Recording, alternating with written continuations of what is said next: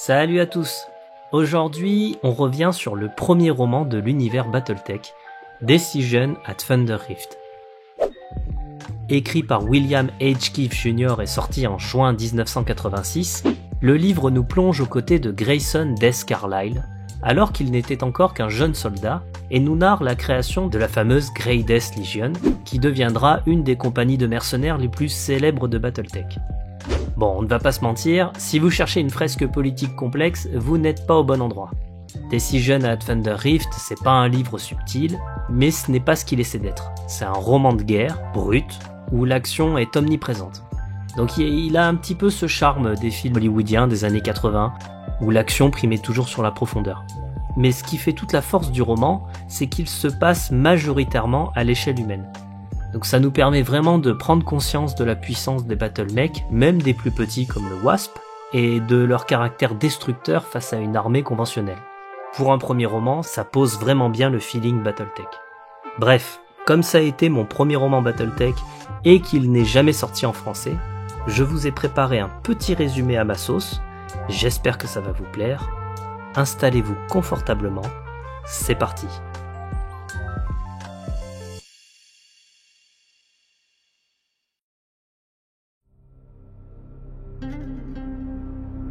Trailwan, une planète oubliée aux marges du Lyran Commonwealth. Colonisée depuis longtemps, mais loin des grands axes du pouvoir. Ici, la guerre semble lointaine. Et pourtant, elle approche. Sur cette terre isolée, stationne une petite unité de mercenaires. Les commandos de Carlyle. Une troupe modeste, sans grande renommée, mais disciplinée, efficace, professionnelle. À sa tête, le capitaine Durant Carlyle, vétéran expérimenté. À ses côtés, Grayson Death Carlyle, son fils, 20 ans à peine. Encore jeune, mais déjà formé aux bases du combat mécanisé. Il n'a jamais encore piloté de battlemech au combat, mais il attend son heure. Les commandos de Carlyle assurent la garnison de la capitale, Sargad, depuis plusieurs mois, depuis un château situé à plusieurs kilomètres de la ville. Le contrat touche à sa fin. Une délégation du Lyran Commonwealth doit arriver pour discuter du remplacement de la garnison. L'accord est simple. Les forces du Commonwealth confient la sécurité de Trailwan à un groupe tiers, les pirates de la Confédération Oberon, dans une tentative étrange de coopération politique. Le but ? Libérer les commandos de Carlyle pour les affecter ailleurs. Sur place, le vicomte Olin Vogel, émissaire de l'archonte Katrina Steiner, est déjà arrivé. Il attend la venue du vaisseau transportant cette fameuse délégation. Mais le ciel s'assombrit plus vite que prévu. Le dropship approche. Sur ses scanners, le capitaine Durant Carlyle, installé dans son Phoenix Hawk, observe son arrivée. Quelque chose cloche. Aucun message, aucun protocole d'approche. Le vaisseau garde le silence radio et continue pourtant sa descente. Puis, soudain, le ciel explose. Sans prévenir, le vaisseau ouvre le feu. Les batteries du dropship crachent leurs flammes sur le Phoenix Hawk. Seul, face à une machine de guerre bien plus armée que lui, Carlyle riposte. Il manœuvre, tire, esquive, mais c'est un combat désespéré. Un duel inégal. Un maraudeur apparaît alors. Un colosse de 75 tonnes, bien plus massif que le Phoenix Hawk. Une bête de guerre conçue pour écraser, broyer, anéantir. Déjà affaibli par les tirs du dropship, le capitaine Carlyle tente de se défendre. Mais c'est trop tard. Le maraudeur l'écrase sous un déluge de feu. Son mec s'effondre, brisé.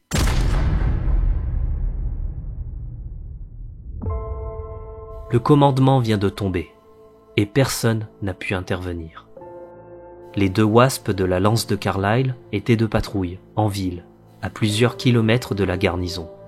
Et le Shadowhawk du lieutenant Hopman, le second de Carlyle, qui aurait pu changer la donne, a été saboté. par Stéphane, un traître, un technicien Trelawney infiltré depuis des mois. Il a miné les défenses de l'intérieur, et maintenant, il ouvre les portes de la garnison à l'ennemi. Pendant que le capitaine meurt sur le champ de bataille, la garnison de Sargad tombe dans le chaos. Les forces pirates débarquent, bien coordonnées. Le centre de commandement est pris d'assaut. Les officiers tombent un à un, piégés dans leur propre base. Un petit groupe de survivants parvient à se regrouper et fuit à bord du dropship de la compagnie. Mais la majorité des commandos de Carlyle est anéantie. Grayson Carlyle, lui, a été capturé. Il est emmené, prisonnier, aux côtés de Griffith, son mentor, maître d'armes des commandos, et du vicomte Olin Vogel, jusque dans la baie de réparation des mecs de la garnison. Devant eux, le commandant ennemi, un homme, dissimulé derrière un masque de métal, figé, inexpressif. Face au commandant ennemi, Vogel tente d'intercéder. Il n'en aura pas le temps. Stéphane, la taupe, se penche alors vers le chef de guerre et murmure quelques mots. Le masque se tourne vers Grayson. L'arme se lève. Mais Grayson ne compte pas attendre son heure. Dans un éclair de survie, il se détache brusquement du garde qui le retient et frappe de toutes ses forces le chef pirate. L'impact résonne. Son assaillant vacille. Le masque tombe, révélant un visage barbu, aux traits marqués par la guerre. Grayson ne le reconnaît pas, mais Griffith, lui, sait exactement à qui ils ont affaire. Singh. Un éclair, un coup de feu. Griffith s'effondre, foudroyé d'une balle en pleine tête. La rage explose en Grayson. Il se jette sur Singh, mais avant qu'il ne puisse porter un coup, une détonation retentit. Une douleur fulgurante, puis plus rien. Mais Grayson n'est pas mort. La balle ne fait que l'effleurer. Il s'évanouit, et les pirates le laissent là, convaincus de l'avoir tué. 3 jours plus tard, dans une petite maison aux abords de Sargad, Grayson Carlyle se réveille. Un marchand du nom de Bérénir l'a soigné. Son fils, un ancien technicien formé par les commandos, est revenu sur les lieux de l'attaque, espérant sauver des survivants. Il n'a trouvé que Grayson, le dernier des Carlyle. Quelque chose a changé dans le regard du jeune homme. La douleur est là, mais aussi une étincelle, une colère froide, une détermination naissante. Il a survécu à la trahison. Il a vu l'effondrement de son unité, mais il n'en restera pas là.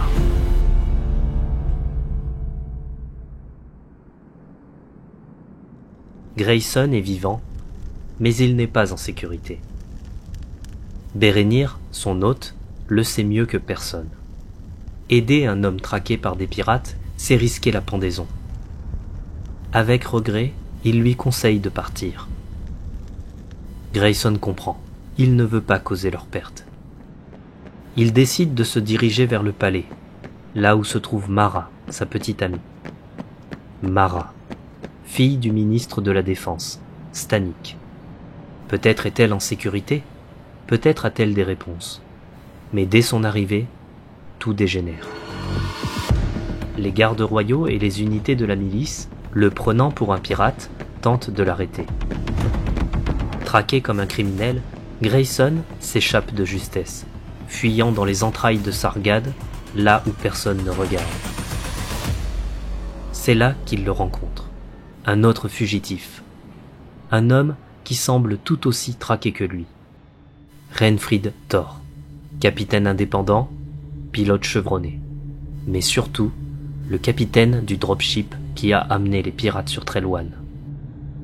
Et son récit est stupéfiant. Thor révèle qu'il a été engagé par Proctor Sinvali, un influent marchand de la puissante maison Maelai. Sa mission ? Transporter une délégation entre Tarkad, Oberon VI et Trellwan pour un accord diplomatique présenté comme confidentiel. Mais durant le voyage, tout a basculé. Le vaisseau a été attaqué en plein transit par des hommes arborant les couleurs de la Confédération Oberon. Les assaillants ont abattu les délégués à bord, y compris ceux de la Confédération. Puis, ils ont modifié le vaisseau. Ils y ont embarqué des battlemechs dissimulés, transformé les compartiments et gardé Thor en vie, uniquement pour qu'il pilote le dropship jusqu'à la planète. Avec une arme pointée sur sa tempe, Thor n'a eu d'autre choix que d'obéir. Mais il savait qu'il ne survivrait pas longtemps. Dès l'atterrissage, il s'est caché, et dans le chaos de l'assaut, il s'est échappé. Depuis, il erre dans les ombres, tout comme Grayson. Et maintenant, ils se sont trouvés. 2 survivants, 2 pièces du puzzle. Et ensemble, ils commencent à comprendre. Quelque chose de bien plus vaste se trame sur Trellwan. Leur conversation est brutalement interrompue. Une bataille fait rage entre les miliciens de Sargad et un battlemech pirate. Un maraudeur. Il pulvérise un véhicule blindé et anéantit un groupe de miliciens. Grayson et Thor n'ont pas le choix. Ils fuient. Ils retournent dans la rue des marchands, tentant d'éviter les patrouilles et les battlemechs.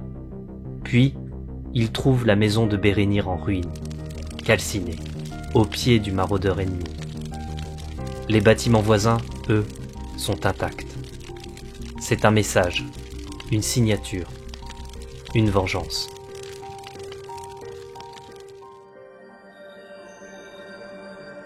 Thor décide de disparaître. Direction le port spatial, dans l'espoir de se faire embaucher sous une fausse identité comme technicien. C'est risqué, mais mieux que de se faire exécuter. Grayson, lui, part se réfugier dans la faille du tonnerre, une gorge rocheuse à l'extérieur de Sargad. Isolé, sauvage. Là, avec un aéroglisseur volé à la milice, il s'éloigne du tumulte pour réfléchir, respirer, survivre. Rapidement, il réalise qu'il a besoin de vivres et de matériel. Il décide donc de redescendre vers Sargad. Mais à peine est-il de retour que l'enfer s'abat une nouvelle fois sur la ville.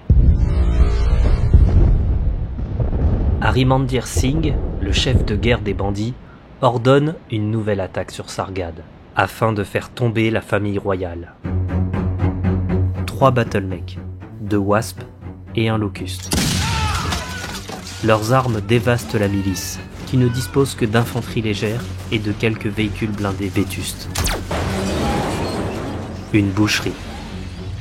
Les miliciens tombent les uns après les autres, broyés, écrasés, brûlés. Grayson observe la scène, pris dans le tumulte, mais refuse d'attendre la mort. Il fonce à nouveau dans la mêlée, monte à bord d'un skimmer armé d'une mitrailleuse lourde. Et contre toute attente, une wasp ennemie, tentant un saut, atterrit mal et s'immobilise. Grayson saute sur l'occasion et appuie sur la détente, encore et encore. La mitrailleuse, bien que d'ordinaire inefficace contre l'armure d'un battlemech, frappe avec acharnement la tête du wasp déjà affaibli. L'armure se craquelle, se désintègre, se tord sous la pression. Des fragments scintillent dans l'air, comme des éclats d'étoiles. Et soudain, les balles pénètrent le blindage. Elles frappent le cockpit directement, le criblant de part en part. La verrière éclate, les systèmes explosent dans une gerbe d'étincelles et de sang. Le battlemech s'affaisse lentement, s'écrase face contre terre dans un fracas assourdissant, les bras et les jambes tordus dans des angles absurdes, comme une poupée de métal désarticulée. Du sang humain, rouge vif, s'écoule du cockpit brisé. C'est un choc, un symbole. Grayson Carlyle venait de faire l'impossible. Avec une simple mitrailleuse lourde montée sur un skimmer, il avait mis à genoux un Battlemech. Ce geste insensé, cette audace, ralluma une étincelle. Les défenseurs de Sargad, épuisés, désorganisés, se regroupèrent autour de lui. Miliciens, gardes royaux, civils armés, unis par un sursaut de courage, menés par un homme que rien ne prédestinait à ce rôle. Mais le combat n'était pas fini. Grayson n'attend pas. Il mène ses compagnons jusqu'aux portes du palais royal, encore tenues par les forces ennemies.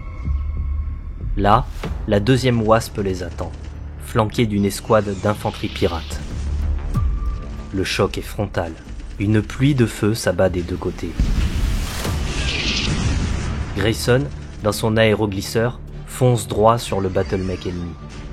Il empale le véhicule sur ses jambes, le déséquilibrant brièvement, puis ordonne un tir synchronisé. 3 véhicules, armés de canons à projection de particules légers, ouvrent le feu. Les éclairs d'énergie fusent dans l'air. Touchée de plein fouet, la Wasp recule, titube.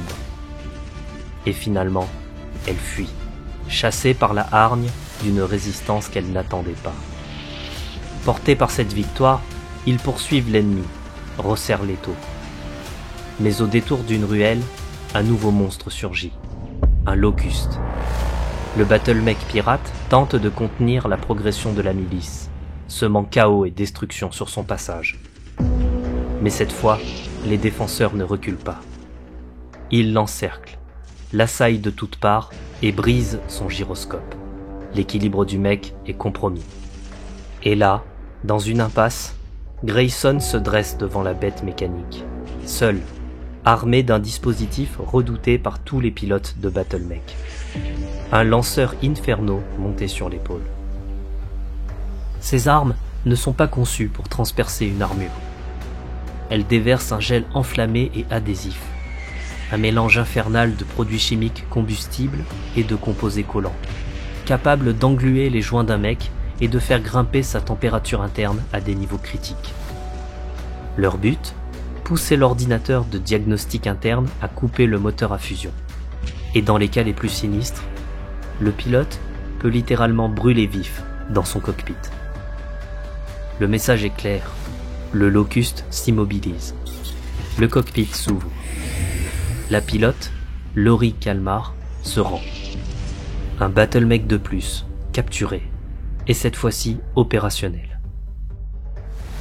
C'est la fin de la bataille de Sargad. Grayson Carlyle, le jeune fils d'un commandant tombé, vient de renaître en chef de guerre.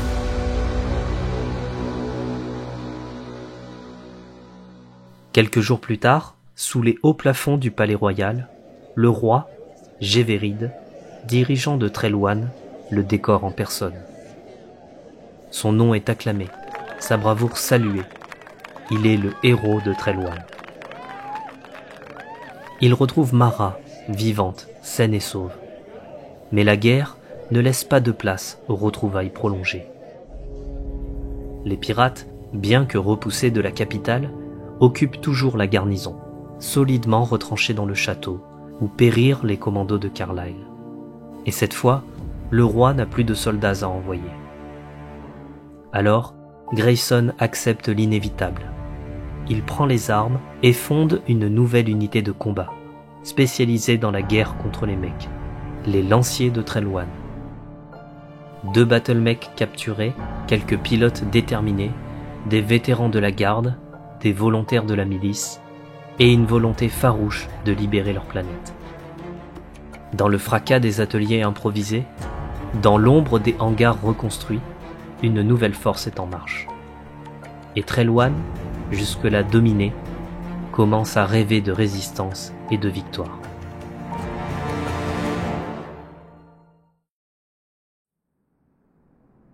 Les jours passent à Sargad, et les lanciers de Trailwan prennent forme, dans la douleur. Ce n'est pas une armée, c'est une esquisse, un assemblage précaire de restes de mecs, de pièces détachées trop rares, de pilotes inexpérimentés et de vieilles rancunes. La garde royale et la milice, réunies sous une même bannière, ne s'entendent ni sur les ordres, ni sur la hiérarchie, et encore moins sur le jeune commandant qui les dirige désormais. Les rivalités, les querelles de prestige, les traditions locales profondément enracinées, tout semble se dresser contre l'unité que Grayson essaie de forger. Et à cela s'ajoute un problème bien plus concret. Le Wasp capturé est inutilisable. Il manque de pièces, et les mécaniciens les plus compétents sont tombés lors de l'attaque initiale. Et dans cette impasse stratégique, une idée le hante. La prisonnière, Lori Kalmar. Il se rend à sa cellule, prêt à entendre ce qu'elle a à dire. Ce qu'elle lui révèle change tout. Elle n'est pas une pirate, ou du moins, pas par choix. Lori était autrefois une mech warrior de la planète Sigurd, envoyée contre son gré dans un corps expéditionnaire spécial sous les ordres d'un certain Harimandir Singh. Quand l'un de ses compagnons a protesté contre ce transfert, il a été exécuté. Un chantage, un jeu de pouvoir, une guerre dans laquelle ils ne sont que des pions. Grayson voit en elle plus qu'une ennemie capturée. Il voit un savoir, un potentiel. Contre l'avis de tous, il prend une décision risquée. Lori Kalmar intégrera les lanciers de Trellwan. Mais les soldats ne sont pas prêts à l'accepter. Pas seulement parce qu'elle a combattu contre eux, mais parce que c'est une femme, et que les traditions militaires de Trellwan ne voient pas cela d'un bon œil. Lori doit lutter chaque jour pour gagner leur respect. Mais elle sait ce qu'elle vaut, et Grayson le sait aussi. La première mission arrive rapidement, simple sur le papier, périlleuse dans les faits. Retrouver le dernier Wasp pirate, celui qui avait fui après l'attaque sur Sargad, et le capturer avant qu'il ne puisse se réorganiser. L'opération est lancée, et contre toute attente, c'est un succès éclatant. Le Wasp est neutralisé, un Stinger est capturé en prime, et un camp de prisonniers, jusque-là inconnu, est libéré dans la foulée. Parmi les survivants, un visage familier, Claydon, le fils de Bérénir. Grayson tente de le rallier, de l'intégrer à son équipe de techniciens. Mais la douleur est trop vive. Claydon a perdu sa maison, son père. Et dans son regard, Grayson ne voit pas la gratitude, seulement l'amertume. Il le tient pour responsable.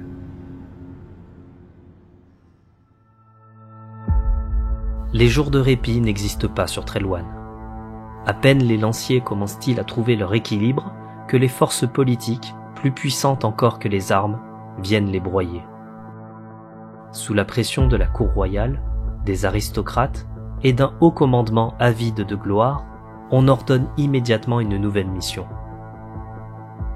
Grayson Carlyle proteste. Trop tôt, trop risqué, trop mal préparé. Mais ses conseils sont ignorés. Un raid commando est lancé sur le château de la garnison, bastion encore tenu par les pirates. Objectif officiel, saboter l'ancien Shadowhawk des commandos de Carlyle, que des éclaireurs pensent être en cours de réparation. Grayson, toujours en première ligne, mène le commando en silence, dans la nuit. Mais à l'intérieur du hangar, la vérité frappe. Le Shadowhawk est là. Majestueux, silencieux, entièrement opérationnel. Le piège se referme. Une embuscade, parfaitement orchestrée. Le Shadowhawk se réveille et décime les commandos les uns après les autres. Grayson parvient à s'échapper, de justesse, avec seulement 4 survivants. Le raid a tourné au désastre. La réponse politique ne tarde pas. Pas de soutien, pas de reconnaissance, seulement des sanctions. Les lanciers de Trellwan sont dissous en tant qu'unité indépendante. absorbé, digéré par la garde royale. Et Grayson Carlyle est démis de son commandement. Le jeune commandant, héros hier encore, devient à nouveau un simple homme parmi la foule. Mais l'histoire ne s'arrête pas là. Peu après, de nouveaux dropships percent l'atmosphère de très loin. Leur couleur ne laisse aucun doute. Le Draconis Combine est là. À leur tête, un personnage intrigant, le duc Acid Ricol, l'un des plus fins stratèges de Kurita. Sans tirer un coup de feu, ses troupes prennent possession du château de la garnison. Les pirates s'y rendent sans résistance, comme si tout avait été planifié.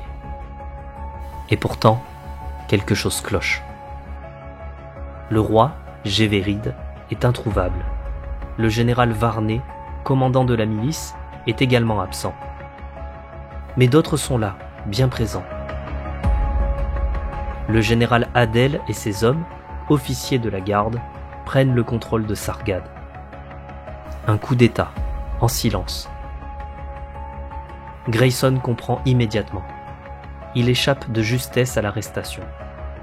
Il court prévenir la seule personne à qui il pense pouvoir faire confiance, Mara. Mais la jeune femme, lorsqu'il surgit, le braque sans hésiter.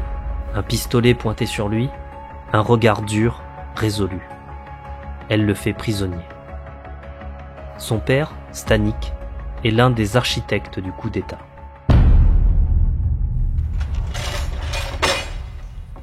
Tout semblait perdu. Grayson Carlyle, emprisonné, trahi, relégué au rang d'ennemi de l'État dans un royaume renversé de l'intérieur. Mais dans l'ombre, Laurie Kalmar, l'ancienne pirate devenue alliée, et Garrick Henselman, le pilote de Wasp, lui aussi passé du côté des lanciers de Trellwan, prennent les devants. Avec les derniers soldats fidèles de la milice, ceux qui s'étaient repliés loin du coup d'État, ils organisent l'impensable. Une opération de sauvetage. La prison est pénétrée, les verrous sautent. Grayson est libéré. Et sans perdre un instant, il reprend la tête des survivants, les guidant vers le seul endroit où les Kuritans ne penseront pas à chercher, la faille du tonnerre. Dans ces gorges abruptes et balayées par les vents, la rébellion trouve un souffle nouveau. Mais se cacher ne suffira pas. Grayson le sait, il faut prévenir la maison Steiner. Il faut crier la vérité au-delà des étoiles. Et pour cela, une seule chance existe. Le jump ship de Renfried Thor, l'ancien capitaine qui depuis le début cherche aussi à se racheter. Grayson mise tout sur un coup de poker. Si l'équipage de Thor est toujours à bord de son jump ship, alors il y a une chance de le reprendre.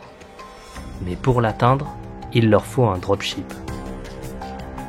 Thor mène une escouade furtive pour capturer l'un des vaisseaux en stationnement. Leur seul espoir de quitter Trellwan. Leur objectif, rejoindre le jump ship en orbite, s'en emparer et effectuer un saut vers un système tenu par le Lyran Commonwealth. La maison Steiner doit être avertie de ce qui se trame ici, avant qu'il ne soit trop tard. Pendant ce temps, Grayson infiltre à nouveau le château de la garnison. Sa mission ? Pirater l'ordinateur central. Falsifier les listes d'embarquement, brouiller les pistes. Il doit s'assurer que l'équipe de Thor puisse embarquer sans encombre à bord d'un dropship, avant que les forces de Kurita ne réalisent ce qui se passe. Mais au cœur de l'ordinateur, il découvre autre chose. Quelque chose d'inimaginable. Ce raid pirate, toute cette mise en scène sanglante, cette invasion surprise, ce n'était qu'un mensonge, une machination. Harimander Singh n'est pas le chef des pirates, mais un officier du Draconis Combine. Le duc Acid Ricol. Depuis le début, tout était son plan. Les pirates, il les a lui-même envoyés. Le massacre, les trahisons, les mecs lâchés comme des chiens de guerre sur Sargad, tout cela n'avait qu'un but. Lui ouvrir la voie. Se faire passer pour le sauveur de Trellwan. Arriver en libérateur. faire plier la planète sous sa bannière, sans tirer un seul coup de feu. Mais au-delà de cette mascarade, il y a un objectif bien plus grand. Trellwan n'est pas qu'un simple caillou perdu dans l'espace. C'est une position stratégique, un avant-poste parfaitement placé derrière la frontière du Lyran Commonwealth. Avec un gouvernement fantoche dirigé par Stanik, la planète serait un tremplin pour le Draconis Combine, une porte d'entrée dans le territoire ennemi. Et personne ne l'a vu venir.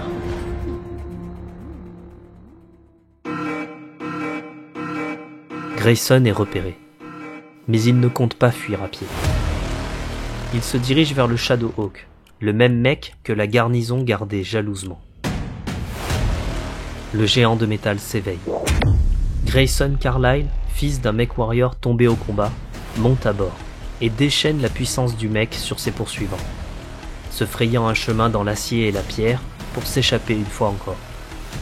Mais cette fois, il ne court pas vers la fuite, il marche vers la guerre. À bord du dropship, Renfred Thor sait qu'il n'a plus le droit à l'erreur. Tandis que Grayson Carlyle affronte l'acier et la trahison en surface, c'est le théâtre de l'espionnage qui se joue en orbite. Thor fouille, observe, questionne. Et soudain, le masque tombe. Son mystérieux contact de la maison Meilai, ce soi-disant Proctor Sinvali, n'est autre que le capitaine Yoru Nabi, un agent de l'Internal Security Force du Combine, l'ISF, les redoutables services secrets de Kurita. Thor n'hésite pas une seconde. Il le fait prisonnier, reprenant le contrôle de son vaisseau. Pendant ce temps, au sol, les lanciers de Trellwan se dispersent dans une série de raids éclairs, de manœuvres de harcèlement, de sabotage et d'embuscades dans les ruelles et les canyons.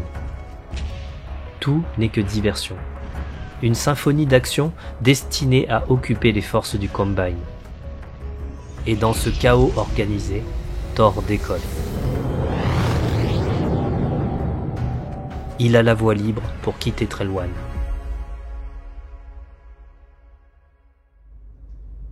Deux jours et demi plus tard, le dropship de Renfrid Thor approche de son rendez-vous orbital avec le jumpship. Mais les forces Kuritanes ne sont pas aveugles. Elles guettent, elles surveillent.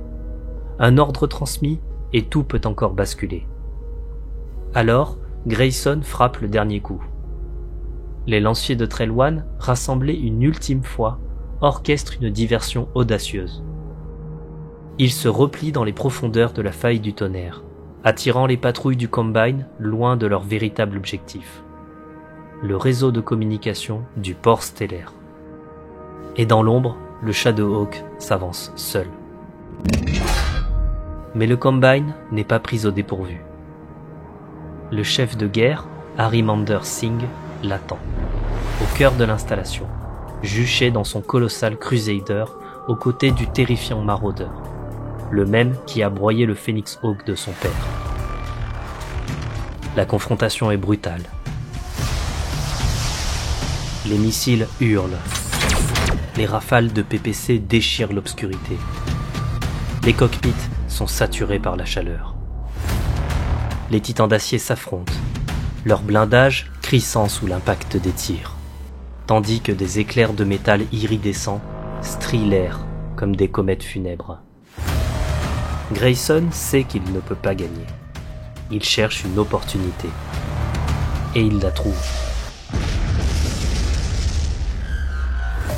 Des réservoirs de carburant, un tir bien placé, une explosion en chaîne. Des flammes dévorantes engloutissent les installations, détruisant le Crusader et mettant le Marauder à terre. Le réseau est réduit en cendres. Les dropships de Kurita ne recevront jamais l'ordre d'interception.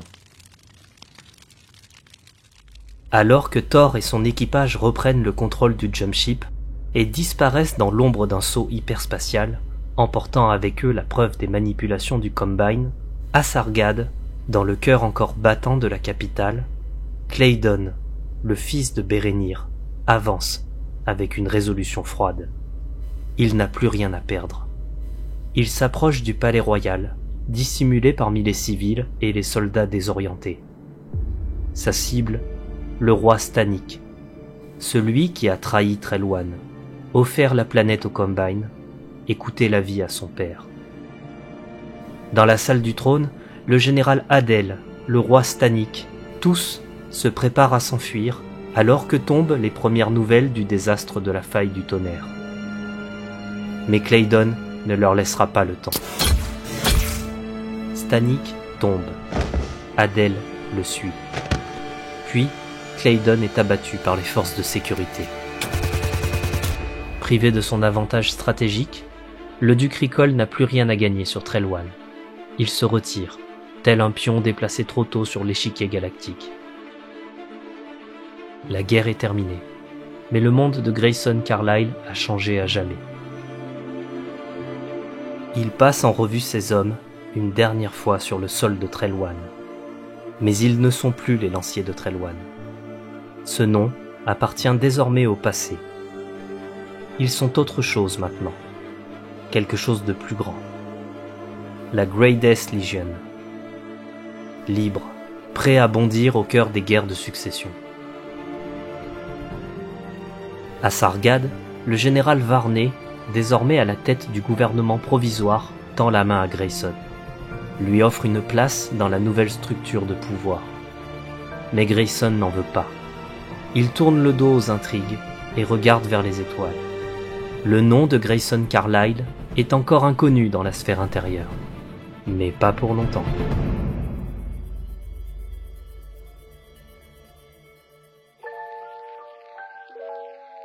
Voilà, c'était Decision at Thunder Rift. Évidemment, c'est un résumé, donc j'ai fait pas mal de simplifications et j'ai éludé certains événements, mais on va dire qu'il y a ici le principal de l'histoire. Je ne suis pas un professionnel dans la prise de voix, ni un acteur, donc ça m'a demandé vraiment beaucoup de travail en termes d'écriture, de relecture du passage du roman, donc j'espère que ça vous a plu. En tout cas, si jamais vous avez des questions ou des remarques, n'hésitez pas à m'en faire part dans les commentaires. J'ai aussi récemment ouvert une page Facebook dont le lien sera en description. Alors personnellement, je suis pas trop réseaux sociaux, mais je pense que ça permettra de proposer un espace de discussion plus simple d'accès pour tous. En tout cas, merci à tous de m'avoir écouté et d'avoir regardé cette vidéo. N'hésitez pas à partager et je vous dis à la prochaine pour du nouveau contenu. Salut à tous.